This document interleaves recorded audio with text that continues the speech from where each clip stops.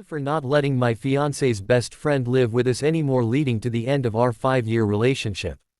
Hi, I am currently going through a breakup with my fiance and I need input from strangers. My friends have been validating a lot of my feelings, but I feel like that could be bias. Some context: I'm 26M, she is 23F, we'll call her Kate. We've been together just under 5 years, engaged for almost 2, I proposed on our anniversary. Anyway, this time last year we moved into a rental property my parents own with her best friend, we'll call her May F27. For the 18 months leading up to this job I had worked law enforcement. That job 100% made me realize that you can't change the system from within, and made me fully ACAB. I was injured a few times and also dealt with some close calls and some really heavy things. Even though I knew I should have been talking to a psychologist about these things during my time, I kept neglecting my mental health until I broke down. I got injured again, couldn't stop smoking, and quit the job. I was in denial about my PTSD and kept trying to push past it and get a different job in security. I couldn't do this, and the feeling of failure combined with being terrified of everyone around me outside, I struggled to find the motivation to find another job or do anything. I struggled going to the shops for some time. During this time me and May were always around each other and butting heads. Shortly after we moved in we were setting up rooms. I asked her to not touch some 3D printed D&D models that I had made and painted, due to some breaking in transport and me not wanting to risk more damage. She ended up moving all of them whilst setting up shelves, and even unboxed ones I didn't want unboxed. I told her I had specifically asked her not to touch them and it upset me she did. Her response was, I needed to unbox stuff and put it on shelves before the party. We had a housewarming coming up. I told her she could have done that without touching them. She yelled, they wouldn't have been touched if you had done it yourself. When I talked to my fiancé about this, she took May's side. This established a pattern. May would do something that crossed a boundary, and she would yell at that. I did also do things which crossed her boundaries, and I did try to apologize and explain that I didn't understand that had been an issue and clear communication would help me understand in the future.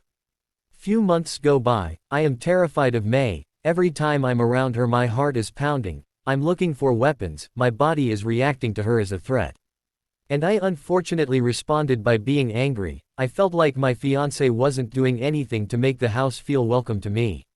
I begged her to talk to May and she said she did, but that I needed to apologize first and show that I can change. Eventually in January it reached a point where May would clean a small section of our patio and sit and smoke. We would all sit and smoke together, she would only clean the section she sat. That area was where I sat most of the time when she wasn't around. One week she got angry because I left my stuff in her spot, and a different day I didn't immediately stop smoking and move over for her. I told her it was a communal area and she didn't own that spot. The next day I came home and she was building a couch in that area. I told my fiancé that it seemed like a petty attempt to take ownership of the space. My fiancé dismissed that, but also said I wouldn't be able to sit on it due to the weight rating of it. I tried to overlook it, but I asked my fiancé to bring up moving it, because at this point I was too scared to talk to May and was avoiding her. My fiancé refused for a while, then did and said the couch stayed, and started telling me to suck it up, her actual words. This led to us arguing and me picking the couch up over our heads and moving it to the other side of the table. At this point May said they were moving out. I said it wasn't going to work with us together in the house. My fiancé and May spent the next 6 months just telling me to stop being angry and apologize and that everything was my fault. I had felt so ashamed for this entire year. I didn't tell my friends any of this until this past week. I was constantly sent to the bedroom when May was around, though she wasn't there every day. It felt like I wasn't welcome in the house. When I asked when May was moving out, I was told she wasn't, then she was. And this kept happening. I stayed scared of May. And then my fiancé began screaming at and berating me for not having empathy, for not loving her or caring about her. I yelled too, but I also slowly began to feel hated by her, and as it went on, I just wanted to do anything to keep her happy. I apologized and was yelled at by May. This happened 3 times in a row, so I gave up. I didn't care about May anymore. She destroyed the friendship we had. I felt so unsafe. I wanted her out of my life. But I could never ask my fiancé to give up her friendship. I just didn't want her in the house. I accused my fiancée of having an emotional affair. She denied anything, but also told me May thought she has been in love with Kate, but talked it through with a psychologist and she just loves her like a sister. This struck me as weird, and a lot of my friends are calling it manipulative. But last week we hit a point. Kate had gone off and spent the night where May has been staying and told me she was staying at 10:30 p.m. She gave May $1,000 recently to FIC their car. I finally talked to some friends about everything. They made me feel validated in my fear, my suspicions, and just didn't make me feel crazy anymore.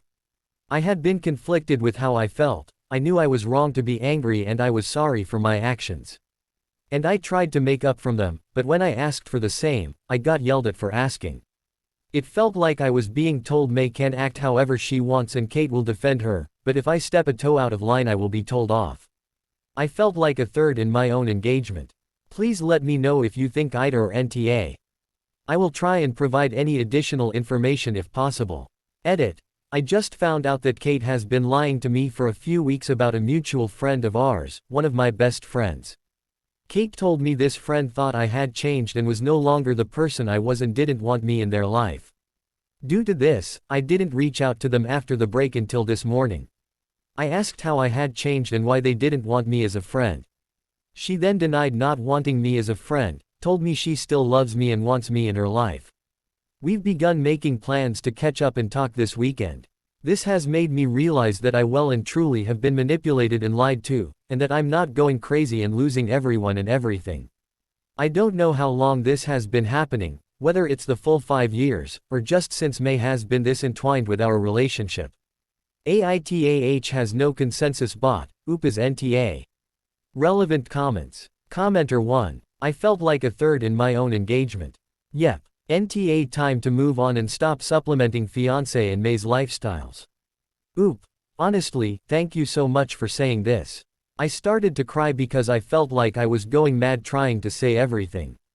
This went from me trying to get perspective to letting my feelings out, and I thought it might be incoherent rambling. Commenter 2. NTA. I strongly suggest that you have a witness with you every time you interact with either of them from now on. I guarantee they know exactly how they're triggering your anxiety and likely PTSD, and are doing so intentionally because they know that they can easily manipulate you in situations once you're triggered. It genuinely isn't safe for you emotionally to be around them alone. Oop. Thank you for the advice. I was planning on trying to have a friend around for dividing assets. Commenter 3. Did you ever get treatment for PTSD? Did Kate keep May around because she felt unsafe because of your untreated mental health issues? Oop. I did get treatment. And in the past 6 months she did start feeling unsafe. I do need to keep going with therapy to deal with my issues. We had lived together most of our relationship without any major issues. Also at one point I was very suicidal. My psychologist told my fiancée I should be placed under a 72-hour hold. She didn't want me to go so I didn't. How were the bills split between Oop and Kate? Oop. Bills are currently mostly 50-50 between me and Kate. May has always paid a lower rent. We agreed $150 before we moved in. And then almost immediately said she could only pay $100 a week until she got a job. She would then get a job, keep paying $100, and when I said I wasn't going to keep paying a third of her rent, Kate started paying instead. May also never paid more than a quarter of any bill. Whilst in law enforcement, I was covering about 60–70% of bills when it was just me and Kate. I was okay with that because I was making close to double what she did. Oop should get the ring back. Oop.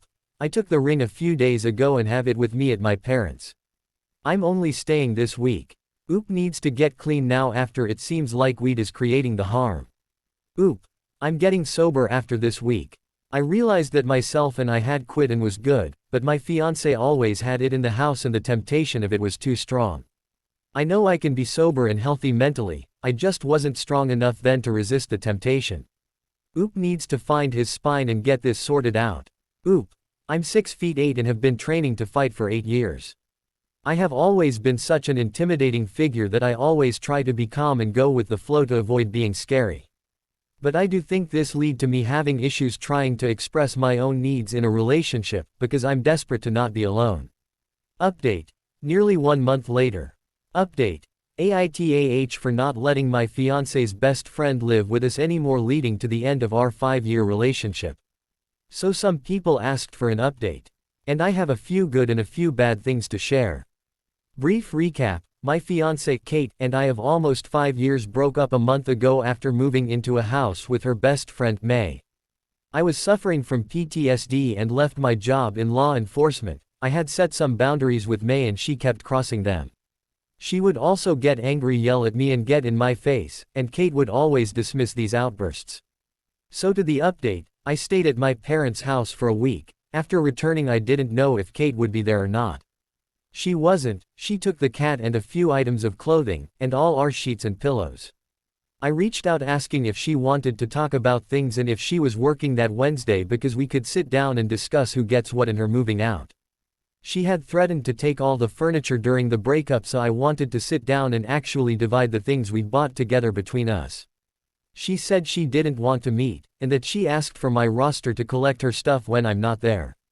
Because of her threatening to take the bed and everything else, I said I didn't want her in the house without me and would change the locks. She eventually said she wanted to do it via text, but I told her it should be in person. There are a lot of things in a lot of random places which actually needed to be sorted through. She refused. I then found out a few days later from my brother she had messaged my parents, telling them I had turned off all her fish tanks and wasn't letting her in to do anything to them. I was more than happy for her to come over whilst I was here. I just didn't trust her after finding out about a lot of her lies about my friends hating me. My parents called, and the 4 of us spoke. My brother confirmed the tanks were all on and were clean. My parents told me she had hired a moving crew for Tuesday to get all her stuff. My parents own the house we live in. I put a lock on the bedroom door and changed all the locks in the house. I told her Tuesday didn't work for me, but Wednesday would work. She refused and said she was coming, so I sent the list of things she wasn't to take. And she insisted on taking the entire bedroom set. I told my manager about what was happening. She knew about the breakup. I broke down at work the next day and told her. She was so understanding and actually helped a lot, and I'm so thankful for her. On Tuesday they came just before I left for work. I called my brother and he started coming towards the house. I had moved all Kate and May's belongings outside that I could find and move.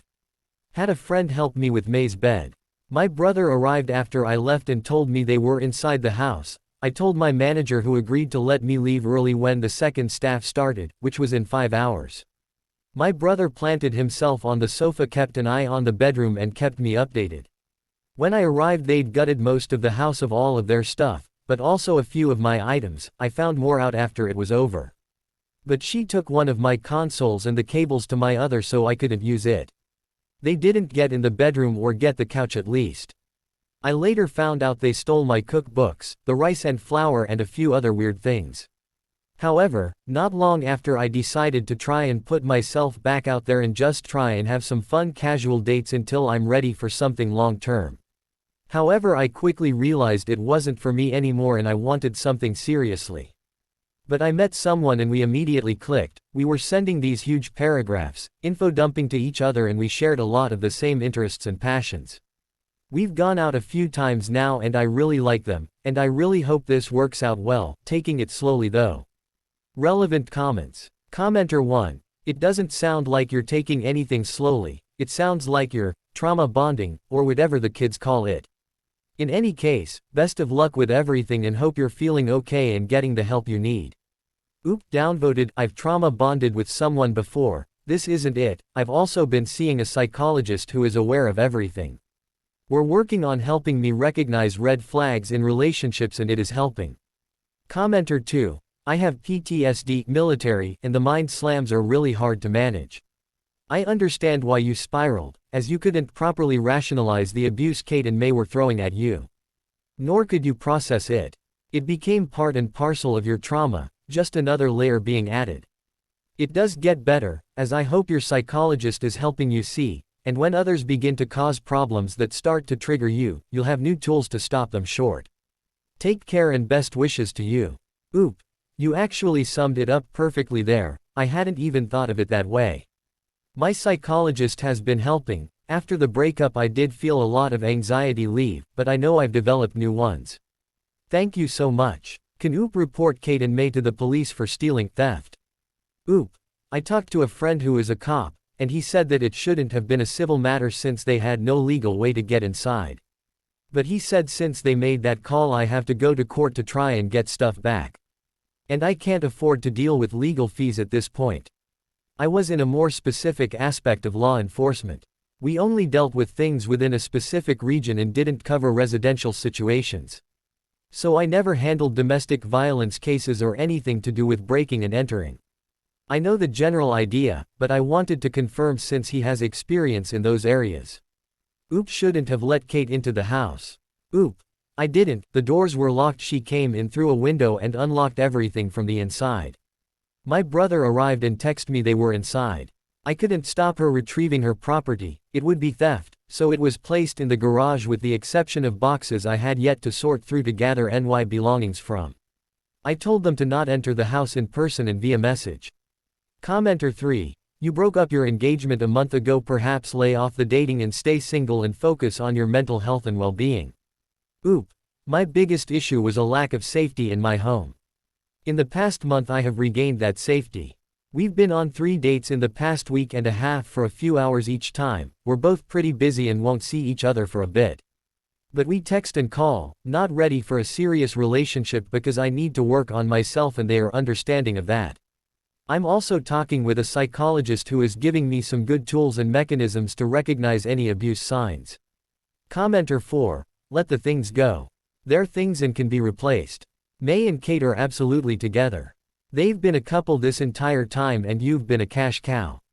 You survived on the job trauma and an abusive relationship. Do yourself a favor, get yourself a pet. I like cats but dogs are good, too, from the shelter. No, don't go to a breeder. Specifically get a rescue. Why? It's hard to explain but there's healing to be had there. Then go and ingest therapy. Just work on you and get healed. Keep us updated. Oop. That's actually my entire plan. I replaced the console. I plan on going to a shelter soon. I have been rearranging the house. Had too many echoes of them. I would love a dog but I wouldn't have the time with my schedule, so I'm getting a cat because I miss the one we shared and it'll be easier and cheaper. I don't think there will be any more updates unless she takes me to court. Commenter 5. Please consider getting some professional counseling, or you may end up in the same situation as before. If money is an issue, then consider free support groups such as AITAH, Adult Children of Alcoholics and Dysfunctional Families. If you haven't been in a war, I suspect your PTSD has come from your childhood. In that case, it's worse than someone who has been in a war, because it was abusive for a very long time and inescapable, causing complex PTSD, or CPTSD. And, males from this situation often go into law enforcement, which makes it even worse. It will take 2 years of serious emotional work to find your true self and live it. So, for your sake, no serious relationships until you've done the work. Oop. You're actually the first person to make this type of assertion and be right. I have a lot of childhood trauma that I am currently working on with my psychologist. I have had previous PTSD diagnoses, but working with my current one to figure out if CPTSD is more fitting. My psych's main goal is recognition of red flags and how to healthily set and then reinforce my boundaries. I still use a lot of the methods from my previous times in therapy which do help. But I can recognize that I've developed new anxieties and I probably have some triggers I'm not aware of yet. Commenter 6. God luck in your new relationship. Don't let people treat you the way May and Kate did. Most importantly, rely on your support system when you second guess yourself. Do let people gaslight you into apologizing. Stay happy out there. Oop. Honestly, they've already shown me a lot more care and attention. I told them about a book I had been looking for 5 years on our first date. On our second they told me they found and ordered it for me, which is something Kate would never have done. My psych is helping me recognize toxic patterns to avoid, and my friends are helping a lot.